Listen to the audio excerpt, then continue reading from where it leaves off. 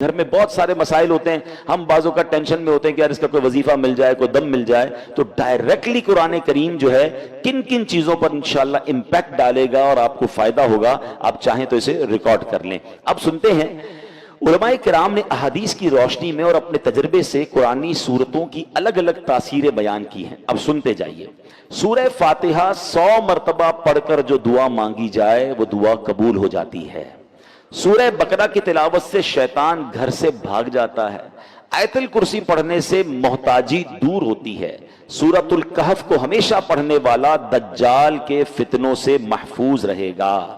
والدین کی قبر پر ہر جمعہ سورہ یاسین کی تلاوت کرنے سے اس کے حروف کی تعداد کے برابر یعنی پڑھنے والے کے گناہ بخش دیے جاتے ہیں۔ سورہ دخان پڑھنے سے مشکل دور ہوتی ہے۔ جو مرنے کے قریب ہو اس پر سورہ جاسیہ کا دم کرنے سے انشاءاللہ ایمان پر موت نصیب ہوگی۔ سورہ حجرات کا پڑھنا اور دم کر کے پینا گھر میں خیر و برکت کے لیے مفید ہے۔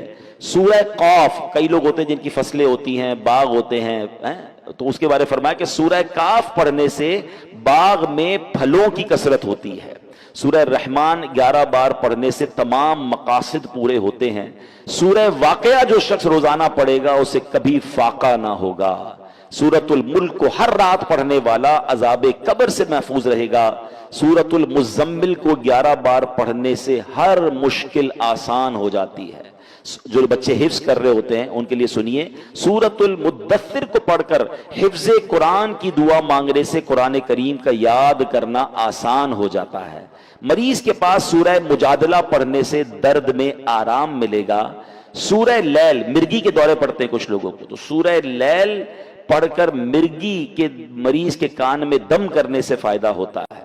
سورہ رحمان لکھ کر پینا تلی یعنی سپلین کے مرض میں مفید ہے۔ سورہ النازعات پڑھنے کی برکت سے جان نکلنے کی تکلیف نہیں ہوتی ہے۔ سورۃ ضحیٰ پڑھنے سے بھاگا ہوا آدمی واپس آ جائے گا۔ سورہ علم نشرح جس مال پر پڑھ کر دم کر دیا جائے اس میں خوب برکت ہوتی ہے۔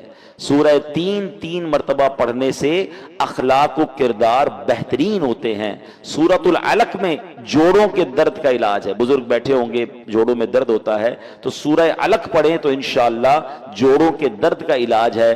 جو کوئی صبح و شام سورہ قدر انا انزلناہ فی لیلۃ القدر پڑھے اللہ کریم اس کی عزت بڑھا دے گا۔